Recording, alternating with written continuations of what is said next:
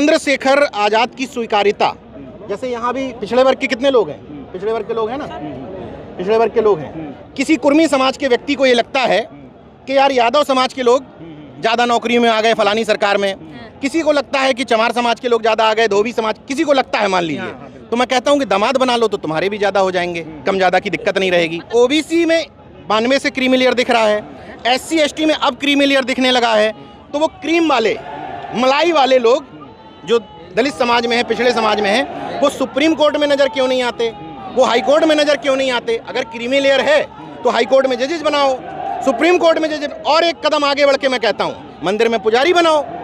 जब क्रीम हो गई है तो मंदिरों में पुजारी बनाओ और दामाद बनाओ।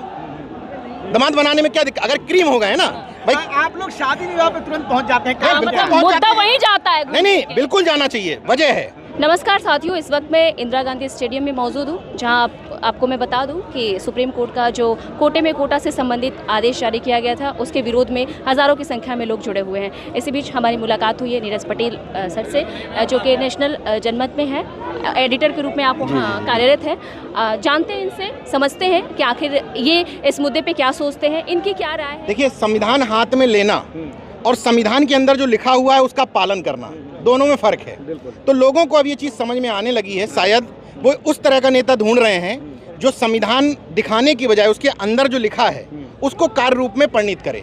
तो शायद मुझे लगता है कि यहाँ तमाम जो लोग आए हैं बड़ी संख्या में, मैंने भी लोगों से पूछा कहाँ से आए हैं, मध्य प्रदेश से हैं, राजस्थान से हैं, महाराष्ट्र से हैं, देश के कोने कोने से हैं। इसका मतलब उम्मीद तो जगी है। अब चंद्रशेखर आज़ाद जैसे नेता पर ये डिपेंड करता है कि इस उम्मीद को वो कितना फलीभूत कर पाते हैं, वोट बैंक में कितना परिवर्तित हो जाएगा। ये आरोप पहले भी लगते थे, लेकिन लोकसभा चुनाव में कम से कम नगीना लोकसभा में या उत्तर प्रदेश में दूसरी लोकसभा लड़ा है जो डुमरियागंज, वहाँ भी दिखा कि वोट बैंक में अब बदलने लगा है।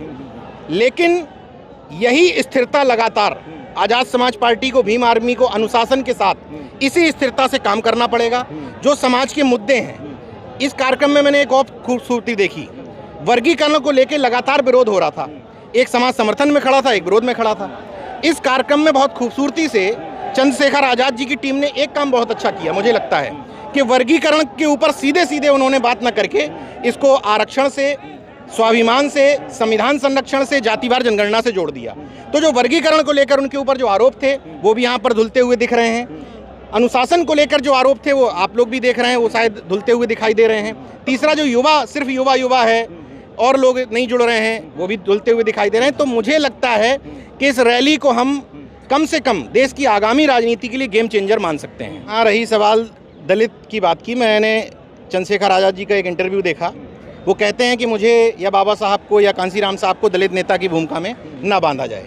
वो कंप्लीट बहुजन नेता की तरह एक्ट भी करते हैं। जैसे मैं जब पार्लियामेंट के तमाम सारे लोगों के देख रहा था, जिस समय वो लोग शपथ ग्रहण कर रहे थे, जितना मैंने देखा, चंद्रशेखर आज़ाद शायद अकेले नेता हैं जिन्होंने जय भीम के साथ जय मंडल और जय नमो बुद्धाय तीनों का जय घोष किया। यानी कि वो भीम के साथ मंडल, बैकवर्ड को, SC को जय जोहार भी कहा, आदिवासी को, माइनॉरिटी को लेकर चलने वाले। और जो उनके भाषण मैंने सुने, ऑब्जर्व किया, उनके भाषणों में भी इन चारों वर्गों को बराबर हिस्सा मिलता है।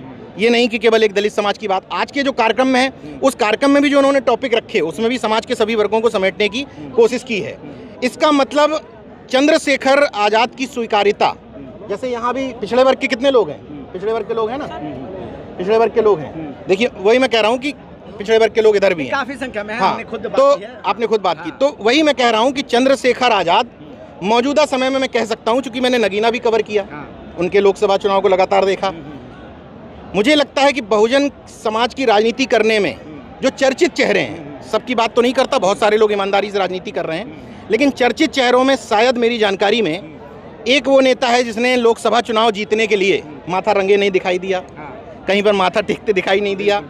यानी कि अपने विज्ञानवाद से, मानववाद से, अम्बेडकरवाद से समझौता मुझे नहीं लगता कि किया। कहीं पर एक आध तस्वीरों में नहीं कह सकता, मुझे नज़र नहीं आई।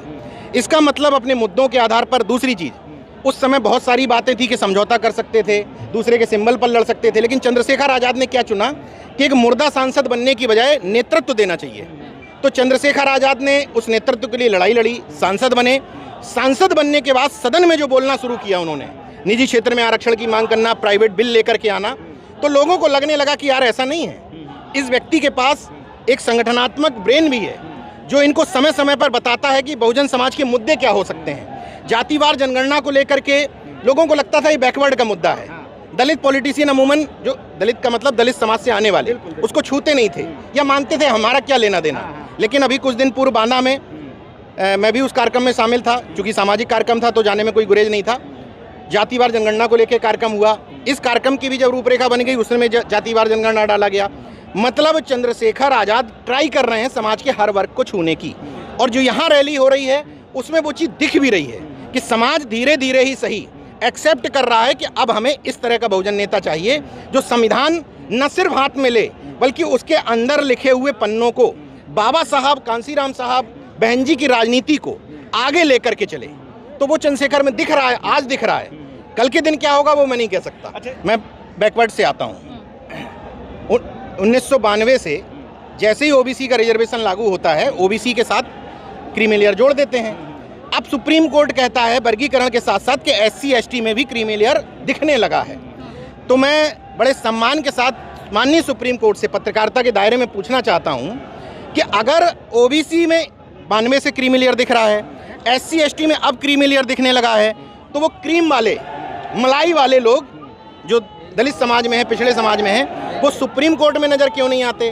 वो हाई कोर्ट में नज़र क्यों नहीं आते? अगर क्रीमी लेयर है तो हाई कोर्ट में जजेस बनाओ, सुप्रीम कोर्ट में जजेस, और एक कदम आगे बढ़ के मैं कहता हूँ मंदिर में पुजारी बनाओ।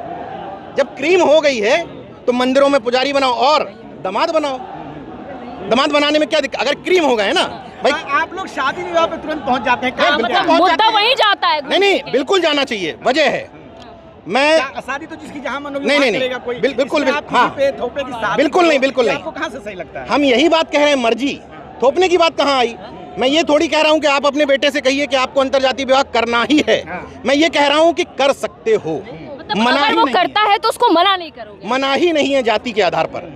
मैं इंटरकास्ट मैरिज का बहुत बड़ा हिमायती हूँ। वजह क्या है? मैं नहीं हिमायती हूँ। बाबा साहब और संतराम बीए प्रजापति दोनों लोगों ने जाति पाति तोड़क मंडल बनाया था। संतराम बीए प्रजापति ने बनाया, उसमें बाबा साहब को भाषण देने के लिए बुलाया। आप सबको जानकारी होगी कि लाहौर में जो अधिवेशन होना था जिसमें बाबा साहब भाषण नहीं दे पाए थे जाति पाति तोड़क मंडल में, उसी भाषण का पूरा जो पुस्तिका छपी उसका नाम है एनिहिलेशन ऑफ कास्ट।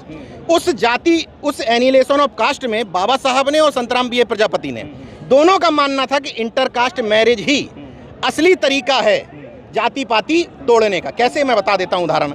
जैसे किसी कुर्मी समाज के व्यक्ति को ये लगता है कि यार यादव समाज के लोग ज़्यादा नौकरियों में आ गए फलानी सरकार में, किसी को लगता है कि चमार समाज के लोग ज़्यादा आ गए, धोबी समाज, किसी को लगता है, मान लीजिए। तो मैं कहता हूँ कि दामाद बना लो तो तुम्हारे भी ज़्यादा हो जाएंगे, कम ज़्यादा की दिक्कत नहीं रहेगी। मतलब एक टर्म आपने अपना लिया है कि ये हम यूज़ कर लेंगे। नहीं, हम बता रहे हैं कि हम प्रैक्टिकल बात बता रहा हूँ आपको। जैसे किसी के घर में बहू दूसरी जाति के है, वो जाति को गाली कैसे दे पाएगा?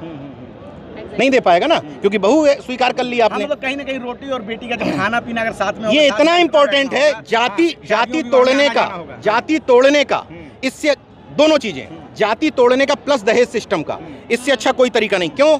मैं देखिए प्रैक्टिकल बात करता हूँ, नेताओं की तरह भाषण नहीं। जैसे अभी आपको किसी समाज में लड़की या लड़का ढूंढना है तो आपके पास लिमिटेड ऑप्शन है, इतने ऑप्शन में ये चाहिए। जब आप नो कास्ट का वार कर देंगे तो इतने ऑप्शन आ जाएंगे। जब ऑप्शन बढ़ जाएंगे तो दहेज कम हो जाएगा। तो हो ही रहे समाज में अंतर है। लोगों के अंतरजातीय विवाह मंचों पे कौन नेता क्या भाषण देता है मैं नहीं जानता। मेरे अंतरजातीय विवाह और लोगों के तथाकथित रूप से अंतरजातीय विवाह में एक फर्क है। लोग आईएस की शादी को अंतरजातीय विवाह मान लेते हैं, बीटेक की शादी को मान लेते हैं, एयरफोर्स में, एयरलाइंस में अभी सोनाक्षी सिन्हा ने जाहिर इकबाल से इसको मान लेते हैं। मैं इसको इंटरकास्ट मैरिज नहीं मानता। मेरे लिए इंटरकास्ट मैरिज का मतलब है कुर्मी समाज का व्यक्ति मौर्य के यहाँ रिश्ता लेकर के जाए। जैसे होता है ना कि हमें रिश्ता पसंद आ गया, लड़के लड़की पसंद करेंगे, झक मार के तुमको करनी पड़ेगी। दोनों आईपीएस है, कौन रोक लेगा? दोनों आईएएस है, कौन रोक लेगा? वो कहेगा इंटरकास्ट मैरिज है, वो सिर्फ ड्रामा है। ऐसा नहीं कि गलत है, वो सही है, उसको स्वीकार करते हैं। लेकिन हम उस लेवल तक लाना चाहते हैं कि हमें धोबी समाज के यहाँ रिश्ता पसंद आया, परिवारों के बीच की बात हम लेकर के पहुंच गए बिना कुछ देखे हुए। ये इंटरकास्ट मैरिज एक मुद्दा हमने और देखा कि ईडब्ल्यूएस पे आरक्षण मांगा जा रहा है। 10% की मांग आप भी कर रहे हैं। पहले ही सामाजिक आधार पर मिला हुआ है, तो अब ईडब्ल्यूएस पे भी आप लोग मांग कर रहे हैं। नहीं, हमको नहीं लगता कि सिर्फ आरक्षण हम नहीं कर रहे हैं, हम नहीं कर रहे हैं। आज का मुद्दा यही है। अच्छा, लिखा हुआ अब उनका किस वजह से है मैं नहीं जानता, लेकिन मुझे ये मांग जायज लगती है। क्यों लगती है उसकी वजह समझिए। जैसे ओबीसी में फलाने का हिस्सा फलाना खा रहा है, एससी में हिस्सा इसका हिस्सा ये खा रहा है, तो तकलीफ किसको है? सुप्रीम कोर्ट में जितने जजों ने फैसला दिया उसमें एक के अलावा सारे सवर्ण, जितनी पार्टीज ये मुद्दा उठाती हैं सारे सवर्ण। तो अगर सवर्ण को तकलीफ है कि एससी का हिस्सा ये खा रहा है, ओबीसी का हिस्सा ये खा रहा है, सवर्णों को तकलीफ है ना, तो हमारे जैसे बहुजन समाज के लोगों को तकलीफ है कि सवर्णों का हिस्सा दो ही जातियां क्यों खा रही हैं। तो हमें भी तकलीफ, हम लोग भी मानववादी लोग हैं ना। हम ये कहते हैं कि भाई ब्राह्मणी क्यों, ठाकुरी क्यों, हमारे अग्रवाल भाई का, कायस्थ भाई का, जैन भाई का हिस्सा क्यों खाए जा रहे हो भाई? उनको भी हिस्सा दो। यहाँ तक कि मुस्लिम समाज में अशराफ तबका है, जो गैर पिछड़ा तबका, अशराफ का हिस्सा क्यों खाए जा रहे हो? ईडब्ल्यूएस को इन लोगों ने सुदामा कोटा बना दिया, जबकि ईडब्ल्यूएस का मतलब है कि उसमें गरीब मुस्लिम भी आ सकता है। लेकिन आप कोई भी लिस्ट उठाकर देखो, वो सुदामा कोटा ही बन गया है। तो अगर आपको हमारी तकलीफ है, पेट में दर्द है, तो हमें भी पेट में दर्द है भाई। हमारे कायस्थ भाई का हिस्सा क्यों मारे जा रहे हो? ईडब्ल्यूएस को जो मिला है तो गरीबी के आधार पे क्या आरक्षण नहीं मिलना चाहिए? जो स्वर्ण लोग हैं वो कहते हैं कि भाई हम अगर आर्थिक स्थिति, बहुत बढ़िया बात आपने कही, तो क्यों नहीं हमें मिलना चाहिए? एकदम एग्री।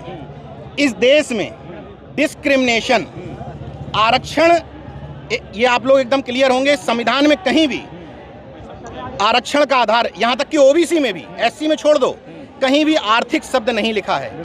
ओबीसी के लिए है सामाजिक शैक्षणिक रूप से पिछड़े, और एससी के लिए है डिस्क्रिमिनेशन, यानी कि भेदभाव, छुआछूत। तो ऐसा कहाँ होता है कि कोई व्यक्ति, जैसे आप उदाहरण समझ लीजिए, अगर कोई एससी वर्ग का व्यक्ति कुलपति बन गया, तो ब्राह्मण कुलपति और एससी कुलपति का स्टेटस सेम होना चाहिए। लेकिन क्या उसके साथ उस लेवल की साजिश नहीं होती है? अगर एससी वर्ग का व्यक्ति ओबीसी वर्ग का व्यक्ति किसी भी पद पर पहुंच रहा है, तो वो जितने ऊपर पद पर पहुंच रहा है उससे भेदभाव उतने ही स्तर का है। क्या द्रौपदी मुर्मू जी आदिवासी, यही लोग कहते थे बीजेपी सरकार के लोग, आदिवासी राष्ट्रपति, आदिवासी राष्ट्रपति, क्या द्रौपदी मुर्मू जी के राष्ट्रपति बनने के बाद उनका आदिवासी स्टेटस खत्म हो गया? क्या द्रौपदी मुर्मू जी से क्यों संसद का उद्घाटन नहीं करवाया, क्यों राम मंदिर का नहीं करवाया? स्टेटस बदला नहीं ना उनका। यानी कि क्या लगता है क्यों नहीं करवाया गया? आपको क्या मंशा, आपको क्या लगता है? लोगों ने बोला था कि चंदा तो लिया गया था। देखिए, मुझे ये लगता है कि आदिवासी होने से ज़्यादा हमारे जो कैमरा जी भी प्रधानमंत्री जी हैं, उनको ऐसा लगा कि मेरे किसी प्रोग्राम में मुझसे बड़े प्रोटोकॉल का व्यक्ति नहीं आना चाहिए। मुझे जो समझ में आता है, अगर राष्ट्रपति महोदया आती तो मजबूरन कैमरे का रुख थोड़ी देर के लिए उनकी तरफ करना पड़ता और उनसे ही उद्घाटन करना पड़ता प्रोटोकॉल के लिहाज से। तो बुलाओ ही नहीं तो हम कैमरे में रहेंगे। तो ओहदे की बात हो गई। हाँ, ओहदे की बात हो गई। अच्छा, बिल्कुल हो गई। एक सवाल है, हालांकि ये पॉलिटिकल लेकिन इनकी बात का जवाब दे देता हूँ। लेकिन जब वही राष्ट्रपति महोदया या पूर्व राष्ट्रपति रामनाथ कोविंद मंदिर में जाते हैं, तब ओहदे के हिसाब से भेदभाव नहीं होता है, जाति के हिसाब से भेदभाव होता है। आप गर्भगृह में नहीं जा सकते, आप उतने नज़दीक नहीं जा सकते, आप सीढ़ी पे बैठ के करेंगे, आप फलानी जगह करेंगे, तो ये तो उसी आधार पर शुरू हो जाता है ना भेदभाव। अच्छा, बनाने के बाद आप बताइए, मौजूदा सरकारें कहती हैं कि बहुजन समाज के लोग जातिवाद करते हैं, हर एंगल में घुसेड़ लाते हैं कि ठाकुर समाज के व्यक्ति ने ये किया, ब्राह्मण समाज ने किया, सवर्णों ने किया। ये आपको किसने बताया कि नरेंद्र मोदी पिछड़े वर्ग से? किसने कहा आपसे? खुद मोदी जी ने खुद चिल्ला के कहा। अरे मोदी जी ने खुद कहा मैं पिछड़ी जाति का, मैं पिछड़े समाज। ये किसने कहा कि रामनाथ कोविंद कोरी समाज से आते? किसने कहा? ये किसने कहा कि द्रौपदी, हमने राष्ट्रपति को आदिवासी समाज, किसने कहा? हमने तो नहीं कहा, खुद ही आप कह रहे हो भाई। ये किसने गिनाया कि हमने ओबीसी में इतने मंत्री बना रखे हैं अपनी कैबिनेट में? किसने कहा? तो आप जबरदस्ती आरोप लगाते हैं। हकीकत ये है, आप चिल्ला के खुद बताते हैं कि फलाना व्यक्ति इस जाति का। क्या आप मानते हैं भारत में राष्ट्रवाद है या कास्टवाद है? कास्टवाद है तो कैसे खत्म होगा? क्या चीजें सही दिशा में जा रही है? राष्ट्रवाद एक छद्म शब्द है। जब तक किसी इस उदाहरण से समझिए, किसी रिक्शे वाले को आप कहें कि पता है यार राजेश भाई, किसी रिक्शे वाले को आप कहें राजेश भाई पता है इंडिया फलानी मिसाइल लॉन्च कर रहा है, अब वो शाम को सोच रहा है कि मुझे शाम की रोटी कैसे मिलेगी, मेरे बच्चे की फीस कैसे भरी जाएगी। तो जब तक पेट नहीं भरा होगा, पेट के अलावा एक और बात है, पहले रोटी इंपॉर्टेंट थी, अब इज्जत इंपॉर्टेंट है। जब तक इज्जत और रोटी दोनों नहीं मिलेगी, तब तक किसी व्यक्ति के अंदर राष्ट्रवाद की भावना जन्म ही नहीं ले सकती। अच्छा, हरियाणा चुनाव से लेके एक बात करते हैं। जिस तरह से भीड़ हम देख रहे हैं, हरियाणा में चंद्रशेखर आजाद की पार्टी जो है जननायक जनता पार्टी छात्रों का गठबंधन है। गठबंधन की मेरे पास जो लोगों के फोन आए, मिली जुली प्रतिक्रिया रह रही। कई लोगों ने विरोध भी किया, बोले कि जाट के साथ नहीं जाना चाहिए था, एक प्रतिक्रिया ये थी। दूसरा, लोगों ने से कहा कि बहुजन यूनिटी के लिए ज़रूरी भी था। वो उनकी पार्टी का आंतरिक मामला है कि उन्होंने क्यों किया नहीं किया वो जाने, मैं उस पर ज़्यादा नहीं जाना चाहता। लेकिन किसी भी व्यक्ति को शुरुआत तो करनी पड़ेगी बहुजन यूनिटी बनाने के लिए। चंद्रशेखर आज़ाद लगातार जिस तरीके से बहुजन महापुरुषों को अपने भाषणों में शामिल करते हैं, जिस तरीके से जाट समाज की बेटियों के मुद्दे लगातार उठाए, गुर्जर समाज जिस तरीके से उनके साथ खड़ा दिखता है, पिछड़े समाज के उत्पीड़न पर, प्रजापति व्यक्ति के मौत होने पर घर पे जाना हो, किसी पटेल को जला देने पर तुरंत ट्वीट हो जाना हो, मुझे लगता है कि चंद्रशेखर आज़ाद ट्राई कर रहे हैं कि फिर से हम उस बहुजन समाज को बनाने के लिए, उस बहुजन भारत को बनाने के लिए ट्राई मारते हैं, जिसका सपना कभी बाबा साहब अम्बेडकर से लेके कांसीराम साहब, रामस्वरूप वर्मा, जगदेव बाबू ने देखा था, एक कंप्लीट समाज बनाने का। मैं शायद नहीं सोच पाता हूं कि मौजूदा दौर में कुछ एक ऐसे पॉलिटिशियन बचे होंगे जो संतराम बीए प्रजापति का नाम लेते हो, शिवदयाल चौरसिया का नाम लेते हो, क्योंकि या कर्पूरी ठाकुर का नाम लेते हो, क्योंकि यार कम वोट बैंक है, क्या फ़ायदा नाम लेने से। तो यानी कि वो व्यक्ति कोशिश कर रहा है। इसलिए पत्रकार के बियॉन्ड मैं उतनी राजनीति को चंद्रशेखर की जरूर पसंद भी करता हूं और सपोर्ट भी करता हूं, जितने में वो व्यक्ति मुझे बहुजन समाज बनाता हुआ दिखता है। लेकिन ये भी कह रहा हूं, जिस दिन मुझे लगा कि कहीं दिक्कत है, उस दिन आलोचना भी करता हुआ दिखाई दूंगा।